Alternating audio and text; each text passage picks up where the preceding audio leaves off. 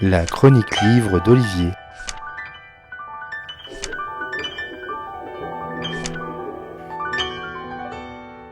Avant, on n'utilisait pas l'autre mot pour désigner cet état. On disait que la personne était maniaco-dépressive. On tâtonnait sur la prise en charge, sur son accompagnement thérapeutique. Et puis, avec une meilleure connaissance des contours de cette maladie, car il s'agit bien d'une maladie, on lui donna le nom de bipolarité ou trouble bipolaire. Bien qu'il en existe toute une palette, la bipolarité se caractérise néanmoins par des phases euphoriques et ensuite de lourdes périodes dépressives. Pas facile de parler de cette maladie à ses proches comme à ses collègues de travail, au risque d'être stigmatisé.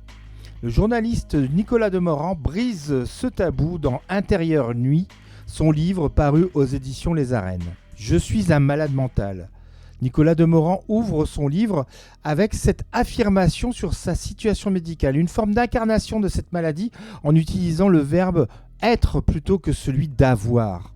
En plus de cette révélation de départ, le matinalier de France Inter va dépeindre son errance depuis des années, de médecin aux psychanalystes, thérapeutes de tous bords et de toutes écoles, avant qu'un médecin, justement, lui annonce son diagnostic, il est bipolaire. Il décrit alors sa relation avec son praticien, comment il compose avec lui le juste traitement pour faire en sorte que le monde soit gris. L'auteur, journaliste patient, explique dans ce court récit le parcours du malade mental, mettant aussi en exergue la difficulté de parler de sa maladie à ses proches, quasiment que des femmes en l'espèce à qui il s'est confié.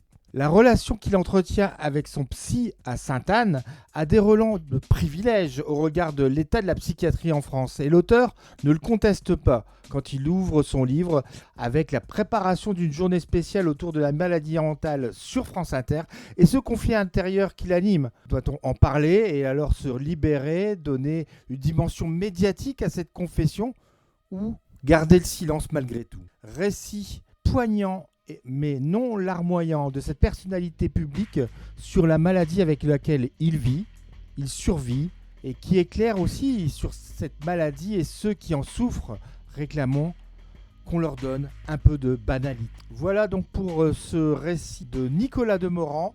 Ça s'appelle Intérieure Nuit et c'est paru aux éditions Les Arènes. Bonne lecture et à bientôt. C'était vraiment très intéressant.